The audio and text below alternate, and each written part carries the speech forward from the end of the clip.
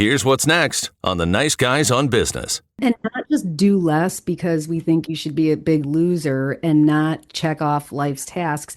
Do less because me have experienced the depths of what burnout feels like, trying to navigate caring for everybody and putting myself last. And that's really what our message was born out of, was that experience, and the fact that my sister, who also happens to be a teacher in yoga and mindfulness, she was able to pull me from a place where I was drowning at a pace that wasn't sustainable. And we there created this conversation, this Formula. message, this formula: slow down, care less, do nothing, because those are the tools that we feel, know, and live every day are what your well-being relies on. It's Totally. how to live the good life. Listen, strange women lying in ponds distributing swords is no basis for a system of government. Supreme executive power derives from a mandate from the masses, not from some farcical aquatic ceremony or the nice guys on business. Go from where you are now to where you could be. Get expert tips to grow your business, to be more productive and more efficient, whether you're trying to build influence, grow your community, or make it rain. Best-selling author of Nice Guys Finish First, Doug Sandler, can lead the way. The Nice Guys on Business is produced by TurnKey Podcast Productions. Now, here's your host, Doug Sandler. All right, nice guy community. So today we were going to start a show that actually was going to be called like middle-aged white guys, and nobody was going to fucking listen to that. So we decided that we do the next best thing. So nice guy community, today's guests are here to tell you how to slow the hell down and stop pretending busy is a personality trait. Creators of the slow down, care less, do nothing formula. I really want to dig into this a little bit. Lauren and Michelle are the founders of the Sister Project and hosts of Cozy Conversations, a podcast that combines self-care with a side of badass and sass. They believe in doing less and finding pleasure in the little things. Well, since I have a little thing, you'd find a lot of pleasure in that. Like a perfect cup of coffee. Let's just move on. Let's move on. And let's be real, a well-timed nap, tattoo sleeves, and as of the recording date, the belief that Galentine's Day, basically, I interpret that as a dose of fuck it romance and bring it on fuck love attitude. Oh, yeah. So if you're into sister talk and maybe a little bit of mischief and fuckery, you're going to love these two. Welcome, ladies, Lauren and Michelle, to the podcast. Wow. Doug, thank you. Can you just introduce us everywhere we go? Yeah. As a matter of fact, I'm looking for a job that doesn't pay. How does that one do? Is that, can I, We'll throw a couple bucks your way. So what do you got, like, other than the podcast and sell some candles? And by the way, why are there no like coffees or vibrators or anything like really cool I mean, not that candles aren't cool. Why would we have vibrators? Well, I would carry a vibrator on my store if I had a store. I'm more leaning, I'm not but I'm leaning towards coffee and wondering why. But you're not the first person that has suggested maybe Someone break into that market, and maybe we should listen more, Lauren, because maybe we should. I guess we should just start selling vibrators. Well, when I was listening to the Galentine's Day episode, it basically, I think what I was getting from that is, and I don't think that people need to have any kind of relationship in their life to be happy. If you're not happy with yourself, how the hell are you going to be happy with another person in your life, making them happy? But I got the sense that, look, you don't need anything other than yourself. Do as little as you possibly need to do in order to skate by. I mean, how much more do you need to say, I want to be with myself a little bit more? And I thought vibrator was the perfect mix of that, but I could be wrong. I feel like it's not a terrible idea. However, with that podcast episode, we were celebrating female friendships, so it was more about actually diving into and appreciating the art of a friendship and like literally the health benefits of friendships that women have with one another. Because, there is so much going on in life, and sometimes the love life fucks things up. So you need to lean into the female friendships. But you know what? I'm just going to put vibrator on maybe 2027 goals and see what happens. Long-term goal. That is a long term. That's 2027. We're in 2025. Why is it going to take you 2 years to get them on? You could have an affiliate relationship. There's a lot that goes into this. All right. That's fine. Safety, all of these things. So you guys have this project called the Sister Project, and what came first, the podcast or the project? The project. Okay, Project came first in 2014. take me back to the passion that motivated that project. Wanting to disassociate from my real job and real life. So I jumped deep into an idea where I could create a platform with my sister Lauren that shared our lifestyle, basically. We called it our junk drawer in the beginning. But what happened is when we launched the podcast, the Sister Project, our mom was also diagnosed at the same No, time. when we launched our Sorry. our blog. That Got the it. blog was Yep. our the Sister Project started as a lifestyle blog. Yep. And as Michelle was saying, Michelle, take it from there. June, our mom was diagnosed with Our dementia. mom had been also diagnosed in the same year with a rare form of dementia called FTD. So as we were navigating this new passion project, we were also navigating our new normal, which was taking care of our ailing mom. And we organically started to share about that journey and accidentally stumbled upon a whole mess of people that have all shared like experience in the whole cognitive decline space, which So is, yeah. I I wrote for Huffington Post. This is probably 10 or 12 years ago. And I wrote for them. And it was like the blog came out on Monday morning, 7 a.m. That was my deadline for it. Huffington didn't have any specific deadline, but that was my self-appointed deadline. And Sunday night around midnight, I'd be like, oh, fuck. What am I going to write? What am I going to write about? Yep, we know And- that feeling. And I Reminiscent, struggled I feel through right. So I struggled through that for 3 years, 150 posts, and every Sunday it was the same. It was the same story. And then I wrote this book called Nice Guys Finish First. And I said to my partner, a friend of mine at the time, we were represented by the same agent back in Washington, D.C. before both of us got out of Dodge. And we talked about launching this podcast that was going to promote the book. We had no idea what the podcast was going to evolve into and how many different shades of new color this was going to take on. And I think about the evolution of that. You guys as blog writers, I mean, no offense to your writing talents at all. You have great talent in writing, but you as messengers through audio, so much clearer and so much easier to feel you. Totally. That was our most, I think that was the feeling that we shared most, the excitement, the idea to be able to like put content out in that medium where we could, we felt free. We felt like we could, we were always ourselves, but to another level, because there's nothing quite like creating a podcast.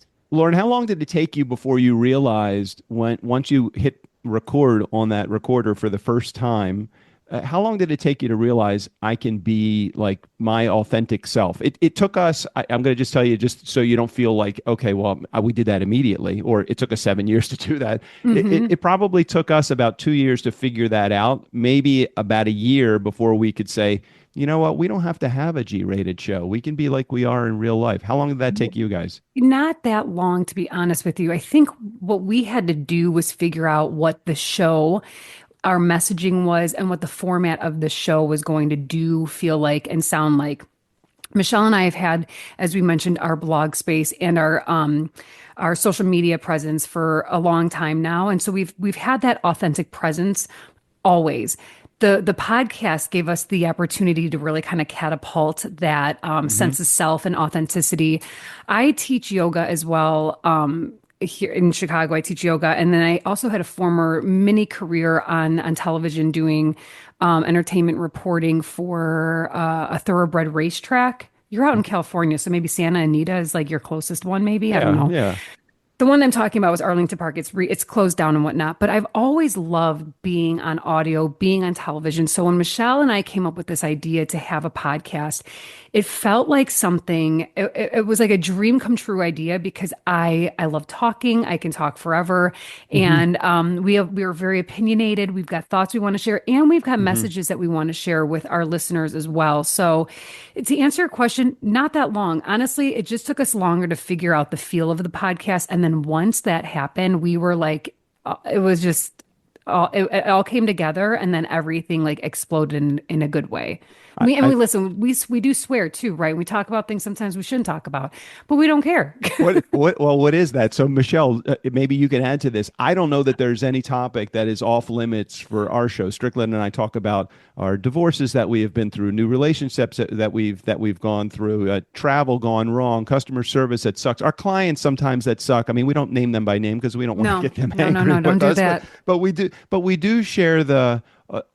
We are not a Facebook kind of You see, podcast where everything looks like fucking glory. It's No, bad. Sometimes it looks pretty Facebook's bad. actually terrifying at this point. Right. Oh Um, my God. Yeah. With politics, it's all no, horrible. oh, and AI. But anyways, I won't go there. Michelle, what do Oh, you okay. think? Yeah. Do we ever do, I mean, if anything, we don't talk about like our sex lives, and we don't talk about people that are close to us that we shouldn't talk about. We do dabble in politics. I personally love Yeah. talking about it. And Yeah, we do. sometimes I've got to rein Same. Michelle in. I'm like, come on, join me on this tirade. I want to get on my soapbox. Um, but I think, anything's out. We talk a lot about, being a woman in today's society. And sometimes people don't want to hear about that or talk about that because there's just a lot that goes into that, which we're not scared to share. Well, I think about the I don't want to call it privilege, but I think about the privilege of being a middle-aged white guy in today's world, and I'm like, you know what? I know that nobody's going to ever feel sorry for us, so it's No, like, okay, so it's fine, it's fine. You don't have to fucking feel sorry for us. So how do I get my message? Like, look, shit happens in my life too, and I feel like I'm not looking for empathy or compassion from no. my audience, but I feel like there goes Sandler whining about stuff, and like maybe I shouldn't whine about it. Maybe, but I think our I audience is disagree just with grown that. to it. Okay, tell me. Well, I what do you think? disagree with that because I think you as a person, you have life experiences that might resonate with other people. And just because you're a white middle-aged man doesn't mean you're unimportant. I think you can add a lot of value sharing your stories and your experiences, talking about your divorce. A lot of people, there's shame surrounding that. Why Right? not share that with people? I Yeah. mean, if well, you were going to walk around being like, oh, I experienced a bunch of racism the other day, then I'd be like, dude, Thank you. Thank you. All get right, out of Michelle, what were here. you going to add on I to was that? just going to say, I think it's all about the struggle that people want to listen to anyway. And within that life experience, if it was a hard road from you getting to where you were to where you are now, that's where the juicy stuff comes from. And I I, feel like, well, Lauren, I call them the nosy rosies. They live Oh, for the nosy that. They Rosies live for love that. hearing about the w- The, personal the turmoils. greater the struggle, the better. Tell The me about greater. Nosy Rosie. I don't know that term. It's Michelle, just a demographic. It's just that person, that listener, that one that just comes and shows up just to hear, maybe the mostly struggles. the Yeah. Oh, hardships, you know? We would joke that when we would write about our mom on our Yeah. blog, we would write about like we would share recipes. We'd share like, mhm, I would share my travels, and then we'd share this was a real hard Doom and week in gloom. particular with our mom, she's dying. It was the most read, these were the most read posts. Well, right, I do think right. because they're so relatable and there's such a human component to it that everyone, of all the things that we're all going to experience on this planet, everyone's going to experience death and grief. So that's something that people can really relate to more than like me going on an Italian vacation. But nosy Rosies are the people that come out of the woodworks to read about your dying mom. Going to Italy in April, by the way. Nobody wants to hear about that. I am going. That's what I'm But doing. are you? Yeah, I am. But Amazing. it's like, yeah, it's going to be a great trip, but nobody fucking wants to hear about me having a good time. They Yeah, just want to man, hear go, about. but go and have the best Mhm. time I ever. will. I, for one, would love to hear about it. I love hearing about people's travels. Michelle, I feel like I'm stepping all over you. Go ahead and share what you want to share because I think you're. The Yeah. thought has left the building. I don't even know. We moved on to something I else. hear you. Got that damn condenser microphone. You got to talk up, girl. Oh my God, get closer. Get closer. What do you want people to know about if you had somebody that you were pitching to partner and be a someone that was going to take over your production costs and all Mm. fees associated with everything that you have as it relates to your podcast. Pitch your podcast to my audience like they were a future producer. Who's doing it? You or me, Michelle? You, Me? Oh you, gosh, I just got a little nervous. come on. I want your listeners to tune in because what they're going to get a trifecta of Midwestern banter between two sisters. They're going to learn a little and laugh a lot. We've got Yeah. this great wheezy laugh that people just love You hearing. do. It's like, You yeah, do. we're ex-smoker. Well, I'm more of an ex-smoker than Michelle. But the third thing, and I think the most important aspect of our podcast is we inspire people to slow down, care less, and do nothing. And it's that trifecta right there that really kind of bubbles up within people because we're all on a fast track. We're all hustling. We're all trying to get our to-do list done. And we are the people that are going to be in your ear, like plug us in because we're going to tell you to do a little less, Mm. actually. And And we're not not, just, yeah, go and ahead. not just do less because we think you should be a big loser and not check off life's tasks. Do less because me have experienced the depths of what burnout feels like trying Mm. to navigate caring for everybody and putting myself last. And that's really what our message was born out of, was that experience and the fact that my sister, who also happens to be a teacher in yoga and mindfulness, she was able to pull me from a place where I was drowning at a pace that wasn't sustainable. And we there created this conversation, this message, Formula. this formula: slow down, care less, do nothing, because those are the tools that we feel, know, and live every day are what your well-being relies on. It's how Totally. to live the good life. I Hmm. think about I think about that. What is it? Carrie, tell me, what are the three things? Do less. Slow Slow down, down, Right. slow care down, less. care less, do nothing. I think in the 90s, there was a wrecked marriage for me at 20 years married. I think that part of the reason the marriage got wrecked was because I was living the opposite of that. I felt like there was a direct connection Mm, between harder work and more Hmm. success. And it wasn't totally. until probably a few years before 2020 when the pandemic happened. It's almost like I think in my mind, God forbid, that happens again. And there's, we don't, never want I anybody to know. lose their life Hmm. because of sickness. But it was like, thank God it happened because it really took me. It took an entire business. I was in the live events business, and it took my entertainment business, and it completely shut me down for 2 years. Thank God the production business had already been ramping up, and I had the opportunity to build that. But I think about my attitude once I started to slow down was Mhm. let me really work on this. Let's make a concerted effort to delegate, delete some of the responsibilities, dream a little bit Delete. more. And then I Uh-huh. discovered a direct correlation between working smarter and more success, not working harder and more success. Totally. Everything you're saying. Yes, yes. I also think that you kind of hit the mark right there, Doug, when we were talking about like success, like working harder. Growing up, we were taught that success is it's what's in your bank account and what Mm, certificate you have or whatnot. And we as individuals believe that success is more in how you feel and in the relationships that you nurture and the time that you're spending when you're not just working. Like, what are you doing with your life? And you mentioned dream bigger, work smarter. These are all of the things when someone listens to our podcast, they're going to get these little nuggets of wisdom. But again, like I said, they're going to laugh a shit ton too as well. So it's like the perfect combination between like education and entertainment. what do you hope that becomes of your brand, of what you're doing, because Oh gosh. you're creating the runway that will evolve into even beyond where it is now. You guys have done a great job with staying consistent, putting your message out. How long you been doing your podcast? How many years? 5 years. Five. Yeah, I Yes, mean, 5 years of podcasting is a success on its own, and it I is. always feel like, oh my God, you guys have been doing this for every week, maybe even more than a week, throwing some bonus episodes in. You've been doing one a week for the last 5 years, and building this runway. Where is the runway taking? What direction is that runway leading you to? I feel like there's so many roads and paths that we want to take. I mean, we want our message to slow down, care less, and do nothing to be something that's recognizable, like nationwide.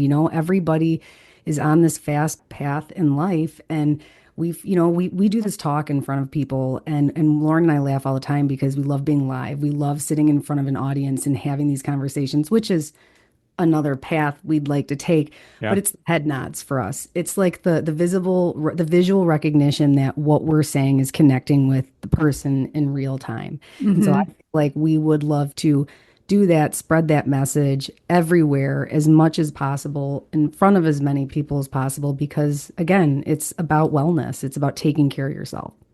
All right, The Lauren, message what's your is for you. Lauren? What is? Sorry, I keep You calling you. call me I'm however you so want to. fucking East Coast I am. It's like I I am a like West it. Coaster now. Lauren. Well, if for me, that's how it's spelled. Loren or No, L. Lauren. I think that's where like the Lauren Yeah. comes Well, into. Ralph Lauren isn't, or Yeah. Ralph Lauren. I don't Yep. know. All Or right. Sophia Loren. I actually wish that my parents did Belgian. pronunciate it Oh, as wow. Loren.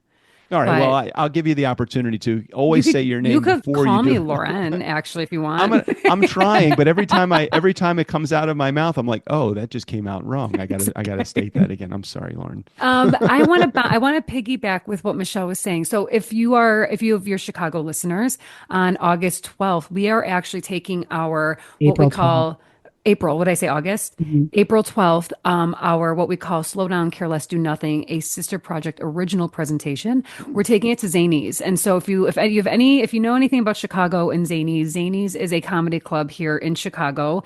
But we will be doing it right outside of Chicago in Rosemont, because their venue's bigger.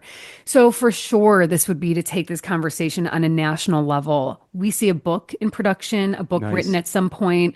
It's already being written. I always Yeah, say it all the time. It's yep, like that's true you just have too. to put it Well, together. every episode you're writing your book because you Mhm. have Uh-huh. a natural capacity to take that content and well, you know this already. I don't have to tell Yep. you. Okay, keep going. Honestly, I would love for a production company to come knocking on our door and say, like, hey, you guys have been working so hard. Why don't you guys just think of how you can do this message every day? And maybe why don't we do like we'll produce your show for you. We'll pay you to do your show. And now we work for a production company who produces our podcast And for us. they turn around, sell advertising, sponsorship spots, and All the product things. We've endorsements, all got the things. all of the ingredients. We've got We the just work ethic need. and the message. Oh We yeah, just baby. need the Oh back. yeah. Anyone out there listening?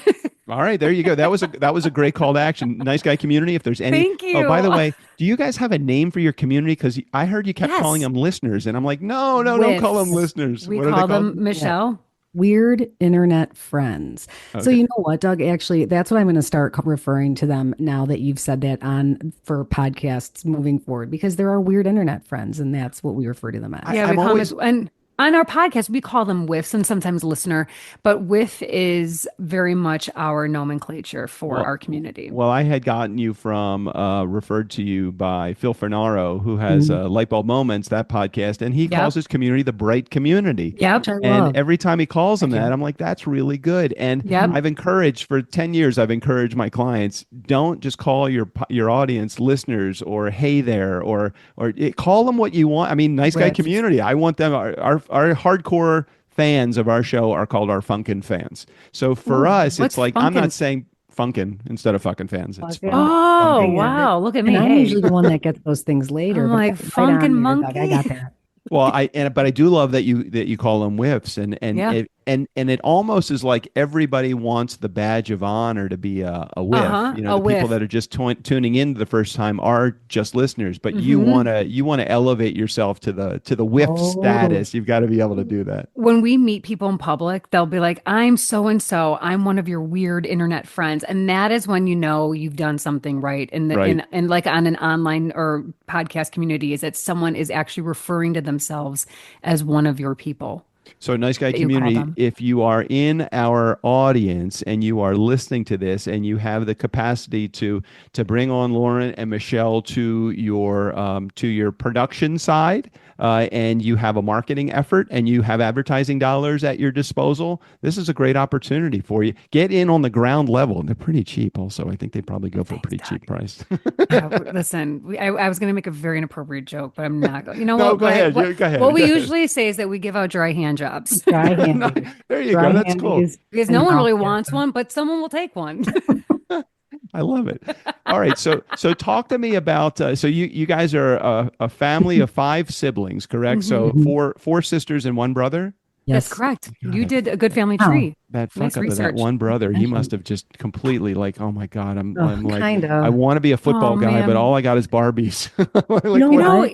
he was such, Lauren, do you remember? He was like such an independent player, He Like, was he Ninja had Turtles, Ninja Turtles, Where did He-Man, he fall in the the in the age? youngest. Oh God. I Fast, God know. help him. We jokingly sometimes called him like Rob Kardashian because, at one point Rob kind of just disappeared. They were like, "Where's Mhm. Rob with his sock company?"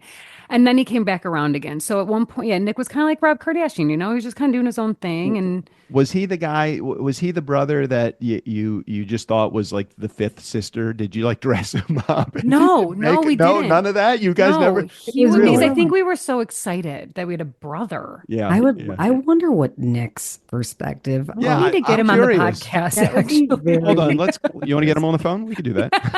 No, I don't Wouldn't that probably actually. be won't answer. I don't fun? actually have the technology to do An that. I have unknown no number idea. coming in. I No wish idea we how can to just do that. call up people. I'm the only one that answers unknown numbers, and then that just leads me down a bad path. Yeah, So, giving away her social security Yep. number. oh boy, do you guys do anything like voicemails? Do you have people call into the show, leave voicemails, and you play them on the air? No, but we No, talked we about want it. to do that. We Totally. have obviously people write in, and no, we do. We have had people leave us voice. That's actually untrue. We have had people leave us, we had some people call in. We had some whiffs call in with ghost stories Yeah, yeah. over Halloween. And so we did do an audio version of that. But we follow this podcast. I love the podcast. The I've Had It podcast, and it's Okay. two women from Oklahoma City who just bitch about shit they've had it with. Okay. And it's across the spectrum. It's like And a they have clean version of Guys We Fucked. Have it you ever heard ain't that clean. podcast? Have you No, yeah, heard? but it ain't clean. These women are, Very and they're Good. very political and they're so fun. Got it. But they get a lot of like voice messages in, and we need to amp that up with our whiffs now that you bring it up. Do you have people call in? Well, we No. do, but so I had this I had this voicemail that I had forever. It's 4242 DJ Doug because I spent 30 years as a bar mitzvah MC. So Oh, that was fun. always my Mazel. my phone number. That exactly, Mazel Tov. So I had this number and I just said, "Well, why don't we just use that for our nice guy community?" And now we had one person that's specifically Jared, and he's got the theme song music. It's the theme song from from Jared's voicemail. Okay. So we have Jared's voicemail theme music, but we play everybody's voicemails on the tail end of that. Typically, we'll get, and these are our Funkin' fans, so these are our hardcore fans. We probably have 10 or 15 that routinely will call in, and Jared and JD and Sean and Tim, and Erica and Emily, those are, a handful of them, and they'll call in. And so we love. Okay, so here's a little behind the scenes, and our community knows this, but you probably don't, because if you haven't listened for any period of time, you wouldn't know. We basically show up with no agenda. We have no topics. For your show. Yeah, for the show. Okay. Did not know that. Yeah, we don't arrive Kind of with. nice. It's great. You're really good at it.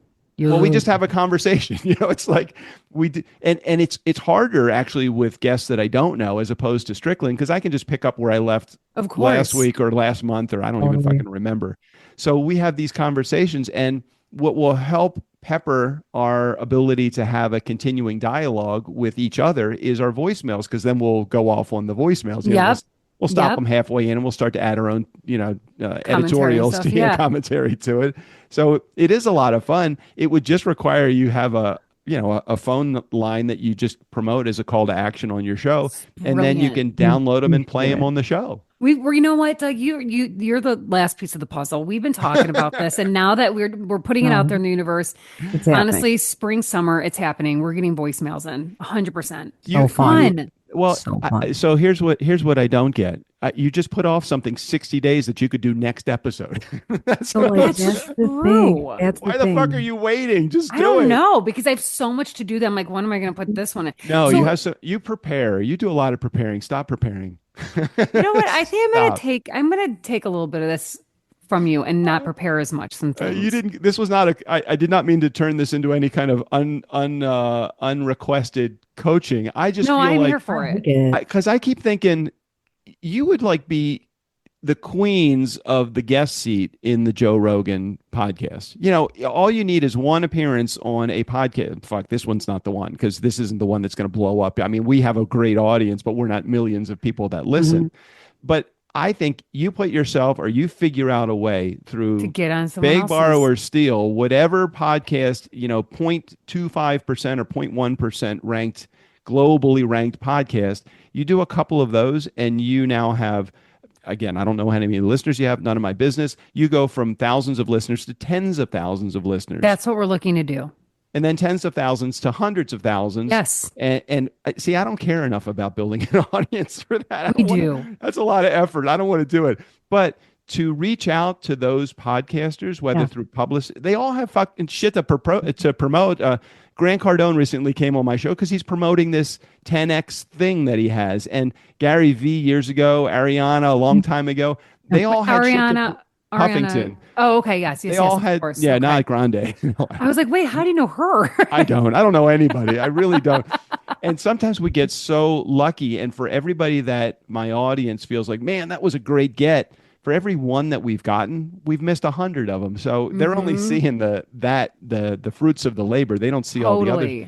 I don't want to work that hard. I'm 60. I don't want to see that work. You don't look 60, Doug. I'm surprised that by that hell age yeah, that you just threw out our way. Well, you can come back anytime you want now. Thank now that you. I know that. Oh, yes. But I just want you for a very short period of time to go through this growth cycle that you only have to do once, and then you'll just grow this audience exponentially. And then I'm not sure the dollars are the success metric that you want. It's not necessarily the one that I'm looking for, but there's got to be some metric that you can tie back to your success to say, I know that was a success because I hit this metric. Like, what would that metric be for you guys? What do you want? I mean, honestly, when I was talking about a moment ago, like having a production company, be like, hey, sister project, let's go. It would be a salary. It would be like a dollar amount. For me, it would. Michelle, what do you think? It would be getting paid to create the content that we have. It would take someone else doing the jobs that we're doing. Take all the work out of what we do, so we just do the fun part. What are your day gigs? What do you do during the day? This is it. We rise and grind our project, the sister project. And Michelle has 2 teenagers who are 16. So her days look a lot different than mine. We recently got into an argument about our work office hours because mine are so different than hers. Right. I have a toddler, I have a 2-year-old. So it's a little bit more bananas for me. You know, I went like so many years without having a kid. I had a kid at 41. And you know, when you go that long without having a kid and then you have one, you're like, whoa, what the fuck? And I feel like I'm going to the place where I don't have kids, which is like a second adolescence, and I'm here for it. Yeah, so we've literally like swapped places. We're like vice versa. Yeah. So that is the thing. You know, we've been working on our business for years, and this is where we are with it. We've built it up so well that we need like that extra lift, like what you were talking about. This is what we do on a daily basis. I mentioned that I do teach yoga as well. But this is it. So one of the things I talk about with our new clients is the importance of understanding, the key to success, at least from a podcast perspective, what we have discovered, if you understand, get to know your mom, your market, your offer, and your message. If you know who your market is, and it sounds like you know who your market is, you've got that dialed in, and you even have your messaging down. It sounds like you're all, because I've listened and I feel like, okay, this is a consistent message that you're putting out. Even nonsense can be a message. I mean, I'm the great example of nonsense can be a message. It's just our message. The question is, what offer are you making that could get you to the point where financially you could say, fuck it, I don't have to do anything else other than this, and I don't have to work this grind. I can just allow this to happen. And then you put together a subscription model so that it's rinse and repeat. Every month you have more and more and more income coming in because you build upon what you already have as your base. So the only thing of those 3, market, offer, and message, I think that you may probably need to tweak, adjust, figure out is the offer. And once you put that offer together, I mean, it could be, the offer might be an experience. Like, how would you love to, you guys are totally into it. Correct me if I'm wrong. Self-care is ultra important to you both, right? Yes. Okay. Why don't you put together an experience that costs your whiffs, $2,500, $5,000, $10,000, different levels, take them somewhere so they can experience what the sister project in real life, like real life form. Yeah. Feels like. Take 20 women or take 20 couples or 10 couples, 20 people to some fucking resort and charge them $5,000 or $10,000 to do it. And now you're walking away with $50,000 to $100,000 from doing this live event. And now you feel like, again, unless I just heard it wrong, monetization is an extremely important component of success for you guys so that you can say fuck it a little bit more. Yeah, and not to get confused with what I said earlier about like success is like a bank account. For us, it would be more like just having a more substantial regular income because Yeah. that's what being an entrepreneur is. It's a hustle, right? And which is Yeah, and why also an our income that we don't have to work so hard to oh, bring it in. Yeah, so I don't think desperately hard. Model I that don't you've just think provided. as a bar mitzvah MC, if I didn't go out on Saturdays and be DJ Doug, twice on a weekend or three times in a weekend, then I was not making money. And the challenge with that is once DJ Doug wants to stop, I couldn't, then I stopped making money. With Totally. podcasting, what was so great about this production business, for me at least, was we've created an environment where I can walk away. Our team does the work, and I want to hire people to do it. I don't want to do it. I'm not good at editing or distribution or copywriting or show notes or any of the bullshit that has to happen in order for a Totally. successful podcast to go out.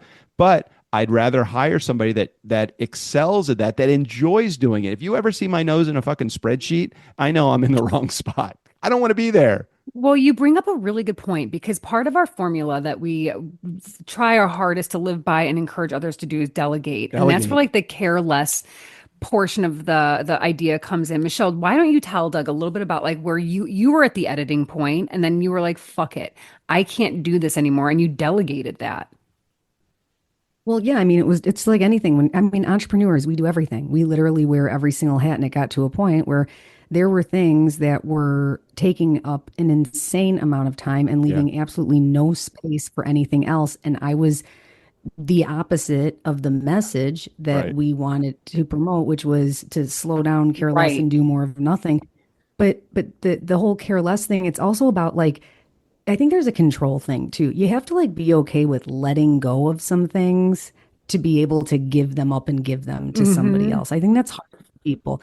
But once you flex that muscle and practice it and you start doing it, it becomes like second nature. Right. Start giving And things away it to everybody. it almost feels a little bit and I'm working really hard to get over this, but I'm almost feeling sometimes a little guilty. It's like I woke up and I'm like, okay, well, my first appointment's not till 11 and I have appointments between 11 and 1. What am I doing? What am I doing right? What are you doing right? Yeah, doing Right. right. Sounds like everything. I know, Sounds I like know. everything It feels for good when you, dude. when you can do that. I want to be able to shed that feeling of obligation. I've hired this Mhm. great team. I pay them well. Why not let them just do what they're supposed to do and Totally. not fucking micromanage, which was a huge problem for me when we first Brutal. started this company 8 years ago. It was like I wanted to make sure look, I'm very much into customer service. For me, if I don't exceed expectations every step of the way, then we are not doing an effective job of being a production company. I didn't have to do that. I had to instill that value and moral into each one of my team members. When we found the team members that will do that, I forgot I could let go now. I forgot, hey, Mhm. look, that show notes writer's doing a great job. She's following up with the client. I don't need to follow up behind her to make sure that they did the job. Let's just let them fucking do what they're supposed to do.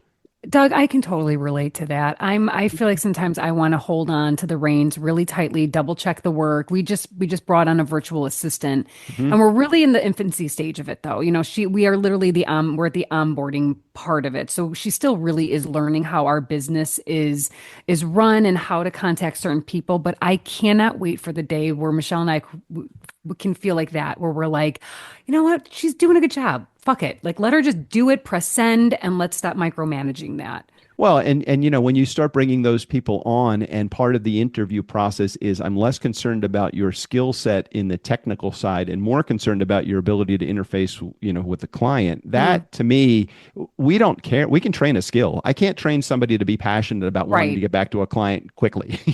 Totally. That totally makes sense as well. Keep going. Talk to me more. This is a great. I love this conversation just because I think What do like you want to talk about? you guys are 5 years into this, and I feel like you are doing all the right. Do you see success the way I see success for you? Do you see it happening, or I you feel think, like this is going so fucking slow? like, Michelle, I what do you think? honestly, I have to go back to the head nods. I do see success because for me, the success is in the head nod, like I was talking about earlier. To know that this message is actually being received, that's the success. Now, yes, do we need money? Do we need to pay for our kids to go to college? Of course, we do. We've still got some, we're young. We've still got some working years in us. But I also had to sort of recalibrate how I thought about success because I did spend a 20-year career working alongside our dad. And as Lauren mentioned, so when I left that same time as you around COVID, I Hmm. made that choice to step down and then COVID happened, which kind of shifted my path a little bit, even though I was going to work full-time sister project at that point. But it was really hard at first to be able to slow down and work in a new capacity. And now I see that being able to work and create and be happy and have space to go Right. exercise in the middle of the day and have fun and autonomy, that's success to me. I feel like the most successful person on the planet when I And think about it in those terms. and Lauren, what do you feel like? What success equate to for you? So, for me, there is a little bit, I have a different perspective sometimes from Michelle. I just want to say I, one thing really quick. Yeah. Hang on, I want to interject.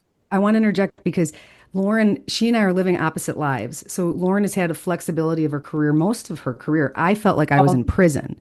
So we did in terms of careers, I never experienced the flexibility that I do now. And that was mhm. also freeing for me.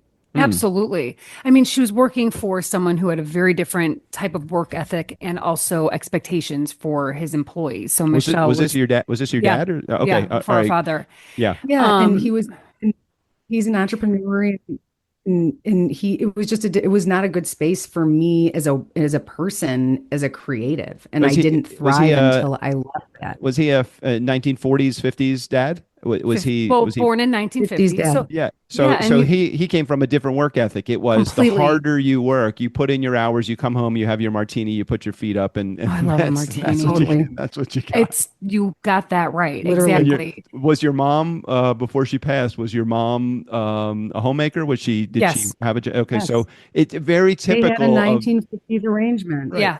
And And because she had four boys before poor I'm girl. sorry, four girls before the Girl. boy, you were the boys for your father. You were it sounds like you were the worker bees. You were the ones that the legacy came Kinda. from you.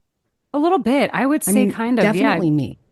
Definitely Michelle. I didn't work for my father growing up. I mean, I did here and there, but I did start working at a young age. I love working. I always have loved finding different career paths. I've worked in every industry, not every, but I've worked in so many. Yeah. From hospitality to public relations to being a server.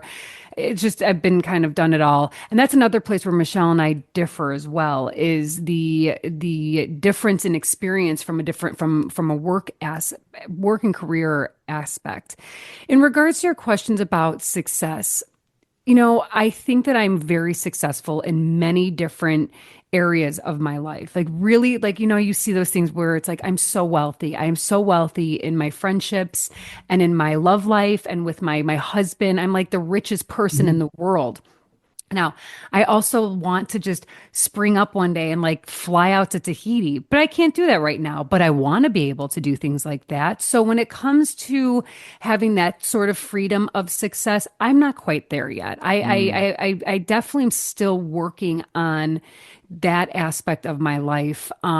And also with being an entrepreneur, it is a rise and grind. We're working a lot, and sometimes you don't always see the monetization coming into play that you wanted to see come into play. So we're constantly working on that as well. Oh, it's Um, always slow. It's always slower than you want it to be. An ambitious person exactly. never gets more money earlier and says, "Okay, I've gotten here." The ambitious person is always the one that says, "I need it and I want it faster." And we're the product of that. We got in this mode of like, okay, we were paying our team before we were even making any money ourselves. Mhm. Fortunately, we had other Oh yeah. income that we were bringing in, and then And then all of a sudden it's like, okay, now we're paying ourselves a little bit. Okay, we're paying ourselves a little bit A little more. bit more. And now, okay, this is great. I love this. I couldn't imagine podcasting for me is the greatest relationship builder. We get in front of so many people that would never have had a conversation with us had we not had, I'm not saying that we wouldn't be able to have a great conversation if we met at a coffee shop one day and you were having a latte and I was also, and we just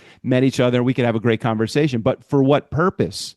I mean, Right. the purpose of building the relationship is good, but why can't we have it so other people are benefiting from that relationship also? Totally. So we've had so many great conversations with normal everyday people like me, like you, and that's the beauty of this pod. It's great to have VIPs. They grow your ego metric so that you can say, hey, I've had this person on the show, and Sure. it's been great to have some of those superstars. But the best conversations are the ones like this, because we can talk down and dirty, and it's hard to have those conversations and feel like you're getting. I would, let me take that back for a second. I think Grant Cardone was a legitimately authentic person when he sat in my guest seat. I think that the challenge I had with him was I don't have the same politics that he had, so I always felt like if I contradicted to him, I was going to offend him and he was going to leave. So But I don't did know. you guys have any conversation on that? Oh, Like well, about how the whole purpose of him coming on the show was to promote this movement he has called 10X California, which is basically we're taking the government back. And it was a very conservative stance. And I would say that socially, I'm probably very blue. Financially, I'm probably red. And I was probably not. Some of the things he said, I mean, he mentioned some stuff about, the LGBTQ. Did I do that right? All those initials said Sure. something about that community, and I was a little bit like, I'm not going to pile on here. I don't agree with this, but I'm not going to contradict him. I'm just going to let him have his moment let him and have his moment. It's like if somebody comes on, they promote a product that I don't necessarily believe in. I don't have to promote it beyond the episode, but sure. if they're going to promote it, I need to give them the space to do that. I feel like that's fair. Doug, did it give you like anxiety having someone with such different politics come onto your show? Or were you like or did it induce any like Activate you. activate you, maybe make you a little angry or no, like I'm not I'm dying political to enough. know. I'm not Okay. political enough to really you know what? I feel like, our current president, he's an asshole. All right. So he is. But our past president, he wasn't such a good administrator of policy. So Totally, I get for it. me, but it's interesting when I hear somebody like Trump do his thing, I'm thinking, man, he delivers his message in the most fucked up way. I can't believe that he Mm. said that or is doing F that. in Like the communications. whole Gulf of America. I mean, what the fuck is that? I don't know. Do you? I So mean, you're closer to it than we are. but for me, it's like can I argue that point? Sure, I could argue that point, but it's hard to argue with like stupid. It's just Yeah. a stupid thing to say. Yeah. But some of the things, it's like he wants. I am not. I am I'm very topic focused. Like I think women should have the right to make decisions about their own body. I don't Oh think that yeah. the government should interfere with a woman's Thanks, ability or Doug. a lack of Really ability appreciate to have an abortion. If they want it, it's up to them. It's not up to me, and it should Yeah. not be up to the government to make that decision. Hell yeah. But at Thanks. this, Thanks, yeah, Doug. no, you're welcome. Seriously, thank you. But isn't that just common sense? I mean, why would somebody think differently? Why wouldn't we all want to have like nobody's going to tell me what I can do with my balls? Why would I? Why would I Well, tell somebody what they can do with their uterus? that's probably one of my favorite. I know we're going down like a little bit of a little tangent here, but That's I all will right. say that I do appreciate everything you've just said. I very much echo what you're saying, and I align with what you're saying here. And you make a very strong point, and this is where I come from as well when it comes to about, monitoring what women can and can't do with their bodies, is to ask that question. Whenever, if ever, are men monitored or told they can or cannot do something with their own body? And that question right there always, gets a conversation started or stopped or it gets some sort of Right. activation because but that's just what we're wondering. But Why can't are our bodies up for but grabs? can't you live with? And I'm not saying that at all is a correct policy, and I don't think that the Supreme Court should have overruled it and overturned it and all of that. But at the same time, can't you live in? Can't you just play within the rules that are given to you? And like I'm trying to think of something that would even be relatable for me from that perspective. But the government's going to make all sorts of policies and laws and everything, and I'm going to figure out how I can work those laws to my advantage, even if the law initially appears to be to my disadvantage. I'm not saying that pro-life should be anti-abortion should be a law that is commonplace in the United States. I don't think it should be a state decision. It should be a woman's decision. But at the same time, if they do change the laws and you need an abortion, wouldn't you figure out a way to do it, or would you just kowtow to the law?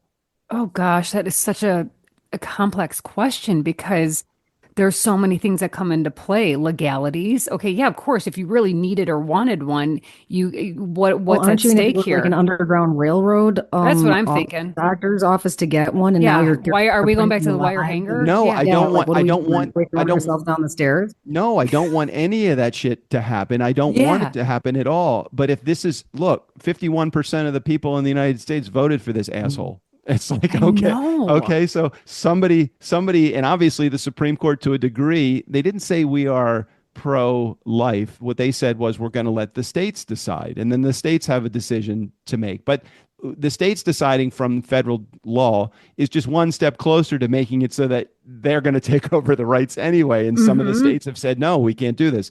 I don't know how we got stuck on pro-life versus That's okay. But you bring up a good point because Michelle and I recently just this conversation in general.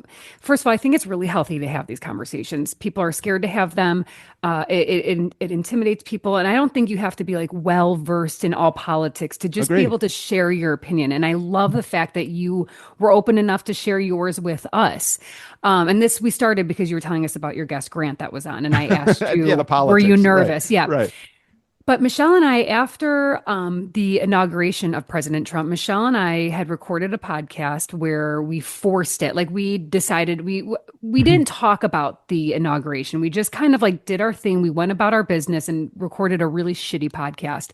And it was off, Doug. I mean, it was one of those things where we felt off as sisters. We felt off. We got in a fight later. We got into a fight later. Wow. A good old fashioned sister fight. I punched her. No, I'm just kidding. Nice. She's like, I voted for him. And I was like, fuck you. No, I'm kidding. She did not.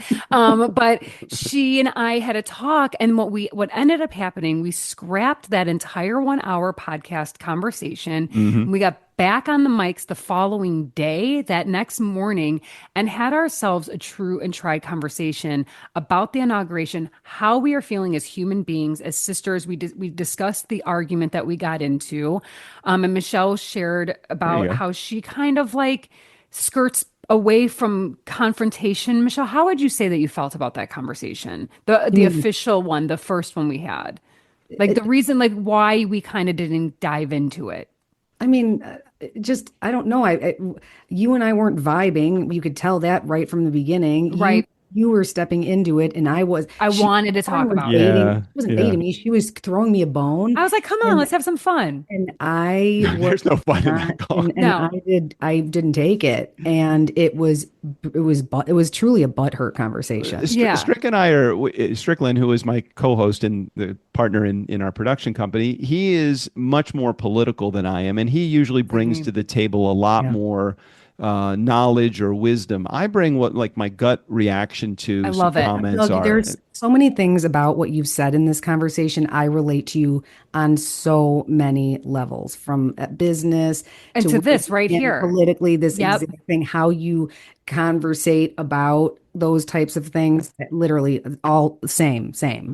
Well, go ahead, Lauren. I wanted to close it up because I will say that like Michelle and I had that conversation, we re-recorded it. And to this date, the people write in, whiffs write in telling us that this is one of their favorite episodes ever because we talked about politics, Right. Where a lot of people, podcasters or influencers or social content creators, they don't want to talk about what's happening. I get it, but there's a fear. And the reason why, Doug, is because people are scared to scare people away. Because God forbid you talk about something that might ruffle some fucking feathers. And we do We that. got 999 problems, but being afraid about losing followers ain't one of them. Well, I mean, Yeah. the whole thing is if you can't bring out your legitimate, genuine self to your podcast episodes, your people are never hearing, your community is never understanding who you are or what what you're all about. Mhm. I don't, I agree with you guys. I think that if we haven't frightened away some of our listeners, I don't think we're doing a good enough Yeah. job. I love that.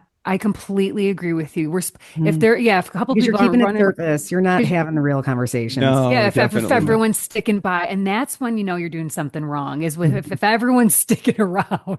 Well, it's nice to be able to have a good size audience. If you really need something from them, we're not like network television that has to toe the network line. We're not the New York Times, and we have to No, tie what the is it, editorial, FCC? whatever. Right? Yeah. There is no other than copyright violations. I don't think we've gotten in any trouble at all on the show. We put the little explicit rating on each of our shows because we Oh, don't do know what we're. you? I Why love not? I mean, that. I'm sure we scare off people just by having an explicit rating to our show. I bet you do, of course. I mean, we have scared off I people do because it, we have. Lauren. We are explicit. We say fuck. I That didn't know does that we leave are. that house. I don't know Oh, what to I'm tell you. so happy to hear that. Yeah, we're dirty birds. Cozy conversations. We say fuck what? Mhm. So do you have the little E next to your It's name? Do not, you know? no. I just, when I check the box, when I upload, I check, there's an option Right, explicit. right. I click that. You No, can we do it don't have, overall or you can do it per episode. no. Oh, but maybe I should do it overall. It'd probably be just We're gonna have to get her dive into that. done. Get her Mhm. done. So Yeah. take your podcast 5 years down the road from now, and now you're doing your live show. Oh, by the way, I have a good idea for how Oh my to God. Yes. ease into a live show, but I'll come back to that in a second. Okay. Oh, can't wait You're to hear. 5 years down the road right now, and you're now 10 years in doing this, and you got twice as many episodes that are out. Give Mhm. me like, where are you? Like, where do you see this? And have you guys ever discussed this? Do you set any kind of goals for this? Is there any metric that you follow? God, I have It's not funny that he says that because we just because had it's a today. conversation. One of our, people, our advisors, that our business advisors who had this conversation with us a couple of months back. She said this, asked us that very question. What, I know that you guys aren't looking to like shut her down and sell your biz or whatever, but you have to think about what you want this to look like long term. And Hmm. one of our we would like to be like the top podcast in the country, top leisure podcast in the country. I guess you got to say it. If you want to do it, you have to say it. And in the meantime, what we're doing to get there is streamline our business and make everything on the inner workings function. So when it's time one day to maybe sell it or pass it down, we can just put a big red bow on it and Yeah, but go. without Michelle and Lauren, what is the sister project? Exactly. There are there Well, there are some things. create that environment that you can do that. I mean, I'm sure your Hmm. coach would have some advice for that. Like, how do you create the sister project? Do you have ambassadors of the sister project? Do you have team leaders within the sister project? Mm. Do you have offerings that don't require you to actually be there? Or some online coursework, anything? I'm not saying create any of that. I just keep thinking, all right, I'd love to create an environment where Michelle and Lauren can walk away at some point. Not that you want to, but you could. We might. The business does not require you to be a Mhm. part of it in order for you guys to be successful at doing what you do. You know what I like about you, Doug? A few minutes ago, I think you were like, "Why you're working too hard? Relax." And I was like, I'm going to do that. I'm going to take a load off later." Right now, you're like, I'm "I gonna got to get dream bigger." Isn't that one of your 3-step Slow formula? down. Yes. It's like, I'm going to do okay, nothing. well, But this is let's live okay, it. but this is the magic behind the do nothing component of our formula.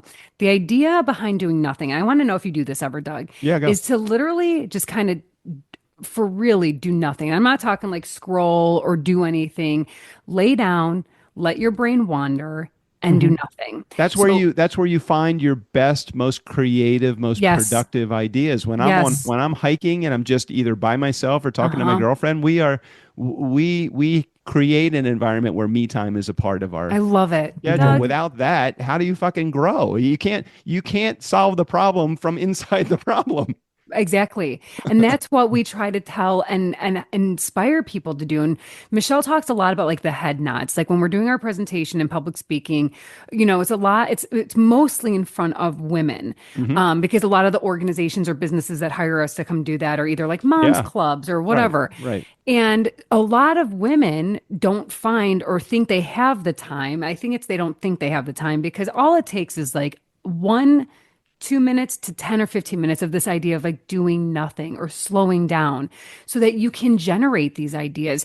I like when I'm doing nothing, when I think about like, it's like problem solving. I get a lot of like, oh, I could have done it this way, or I can do this that way. And that will be a better way to do this thing that I'm working on or whatever it might be. And I find that just doing nothing answers and solves a lot of my problems. Do you guys have an executive spin, like advanced women in executive spin on this? Because I just saw when you said Moms Club, and no offense to Moms Clubs that are out there, but I heard Moms Club and I thought I'm doing this free thing, or I'm doing this. I get $150 as a, just I don't know what to Talking call like it. C-suites. Do we go to like the Yeah, the like busy I just working I moms? just saw a $10,000 executive presentation that you're delivering to, entrepreneurs of America or whatever, or a C-suite organization that has all of these executive people, executive women that are in it that need what you have. For the most part, C-suite executive women have to work harder than C-suite executive men There's no doubt about that. to maintain. And for Hmm. you to go in with the message of, hey, look, you don't have to do that in order to achieve more than these fuck up, middle-aged white guys in there, Totally. who are spending more time, womanizing than they are actually, managing.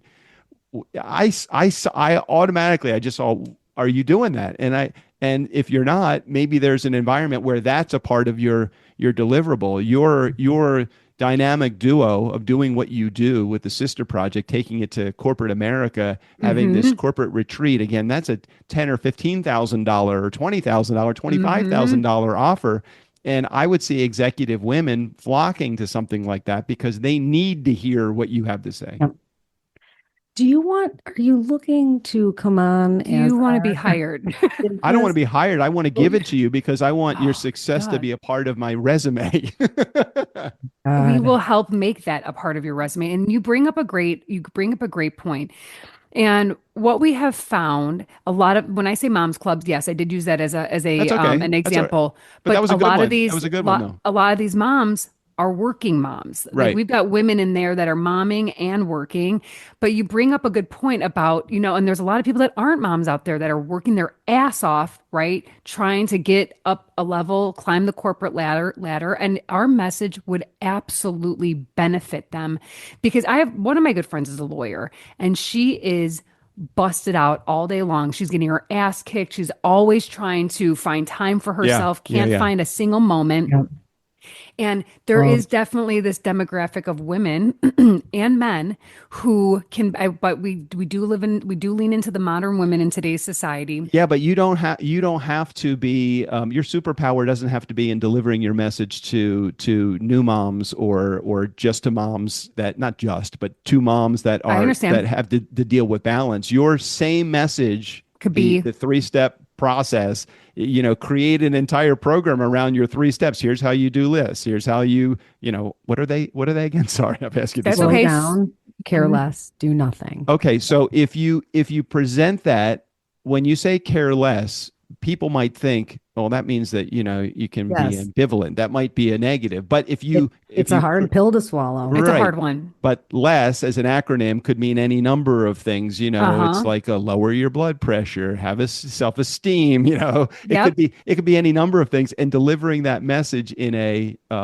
positive, it's like in corporate America, the no asshole rule. Somebody might take offense to that. Somebody might take offense to caring less and the other two. And my thought is, man, why can't we create this amazing offer for these executive women and use the dollars that you are getting so that you can finance your ability to go in and do it free for groups For of smaller moms, group. for, Yep, for smaller groups that, absolutely. that don't have the payment to pay you. Basically, we're going to turn this into another way of how can we bring that our messaging to like this C-suite executive. It's Right. brilliant. And it's not that we haven't thought about it. It's just that here you are talking to two moms who have a business who are trying to do it all. Right, But right. talking to people like you, Doug, who have such great fresh ideas, and the way you're delivering these ideas to us are hitting hard in a great way. Real hard. Basically they're slapping. Slapping. They're slapping. I don't mean to slap. I heard you say something No, about it's a good thing. Slaps are good. Yeah, slaps are Good good. slap. It's like, oh, that's so good. It slaps. One of the other ideas that I was thinking about earlier that I said, hold on, I'm Yep. going to come back to this idea,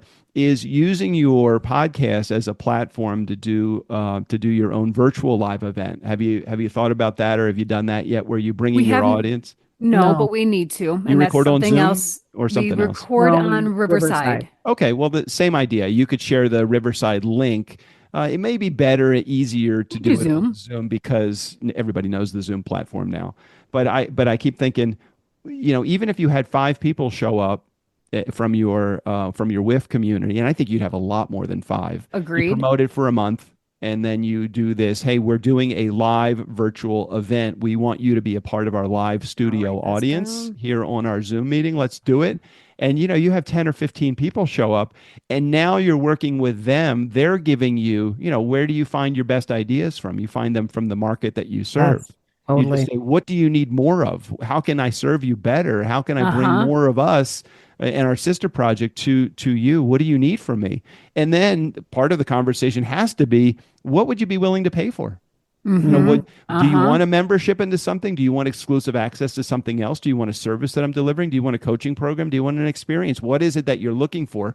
Michelle and I keep coming up with these great ideas, and it's like, we want to do this for you, but we don't know what that is. You mean Michelle, Lauren, and Doug? I'd be Keep happy to going be there, on. but I feel like, who's this fucking dude on the show with me? You guys, this is Doug. He's our Mr. Project. I just see so much of that for you, and It's a brilliant idea. well, the live I love studio it. audience is a really safe spot. I know you're not seeking safe. I mean, certainly you'd be willing to put yourself out there, but I see it as a really safe spot for you to start the idea, because you can easily go to your audience, and if nobody shows up, you just record your show anyway. Yeah. But people will show up. I'm not worried about that at all. I think people will show And I up. think more than 15 or 20 would show up. I think a whole bunch of people would show up. Can you imagine if you have like this Zoom meeting where you have 100 people show up, and you pin you and Lauren and Michelle, you guys both pin your Yeah. your images there, and then you have Yep. all of these Yeah, people all these little that heads could nodding. chime in. Nodding. I mean, how much energy and Oh, that's how what I was much going to say. power do you That's like pull from that? that's the fuel That's- that drives us. That's what we feed off of. Well, You that could be know- your original live show right here, virtual. I like this idea. Doug, every week I enjoy one martini, and I call it Martini Friday. And every Friday I have a dirty martini with blue cheese olives. It's so freaking good. Oh, Sometimes so it's good. at a restaurant, sometimes it's at home if I make it. But I kind of feel like our whiffs are all in the know about my Martini Friday. It's like Do a thing happy now. hour then. Do a happy hour. That's what I'm with them. saying. Yeah. Like, join us for a Martini Friday. Yeah. Michelle and I are going to do a little slow down, care less, do nothing tutorial.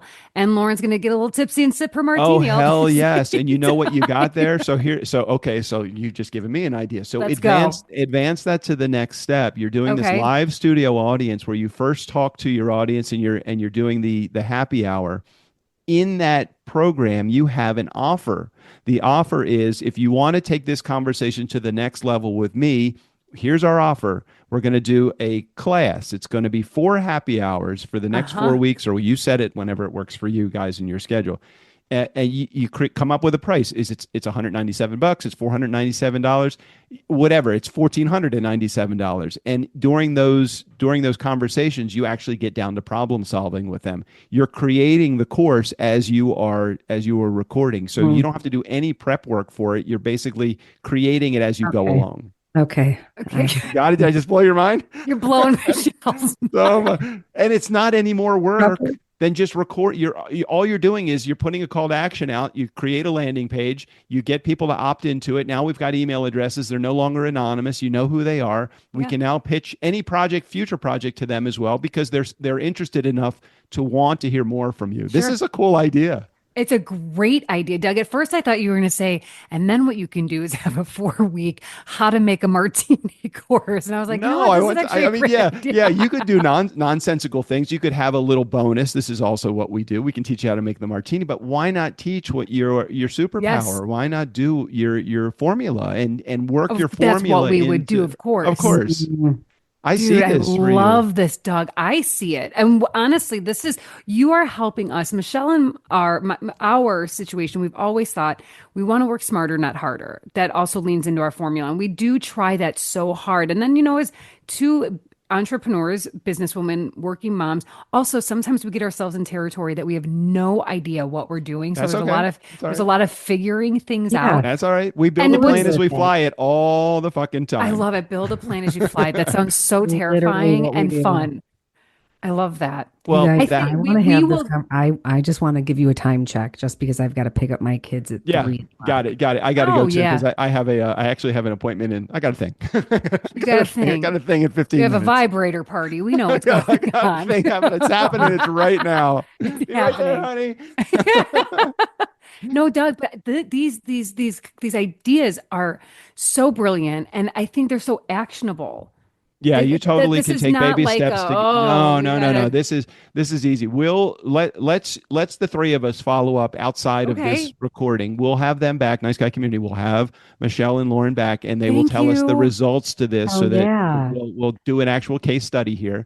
Okay, There's I'm here for no, just so you know, there is no money exchanging hands here. I don't want any money. There is no pitch that I'm going to Do you want a provide. candle? Do you want a candle? I don't even want a candle. I don't Oh. want you. I don't want there to be any consideration in this. I want Okay, this to fair be enough. completely, joint venture is a game of I'll go first. I really Okay. I feel like there is something for us to be able to do together at some point. Okay. I feel like I want to be the provider. I want to provide first. If I that's smell okay. what you're stepping in, and I'm sniffing it, and I'm here for it. I am smell what you're stepping in, and I'm here for it. Okay. Oh, All right. We'll try that. You guys, I give you access to be able to give anything you want after we have been successful at this. But until that, I don't want anything. Okay, Doug. Thank you. Fair enough? Fair enough? Yes. Okay. All right. Let's do yes. that. All right. Thank you. Any final words? Anything you want to say to my audience before we kick out of here? Just where they can find us, unless you do that. Yeah. No, you do it. Go ahead. Okay, so you guys, what do we call them? Funkin' Funkin' fans. fans. That's cool. Hey, Funkin' fans, please follow us or check us out at the Sister Proj. At the Sister Proj, so just a J on Instagram, or if you're on Facebook, it's the same. We're a ton of fun. We're doing our thing there. And of course, you can find our podcast, Cozy Conversations with the Sister Project, on every streamable device and app. And our website is cozyconversationswiththesisterproject.com. Come say hi. Let us know that you found us through Doug. Lauren and Michelle, thank you so much for Doug, sharing. This thank was great. you. This was a lot of Yeah. fun. Fun. This was a 20-minute you, conversation Doug. gone Yeah. right, gone fucking right. I love that. Yeah. All right, Nice Guy Community. My Thanks, pleasure, Doug. Michelle. Thank you, Lauren. Nice Guy Community. Never underestimate the power of nice. Again, special thanks to Michelle and Lauren. All their information, including access to their website, their community, will be right there in the show notes, their Instagram page there as well. Steve O'Brien, go ahead and take us out of here. For the Nice Guys on Business, I'm Steve O'Brien. They have listeners in other countries? I didn't think anyone was listening outside of their house. Except maybe their moms.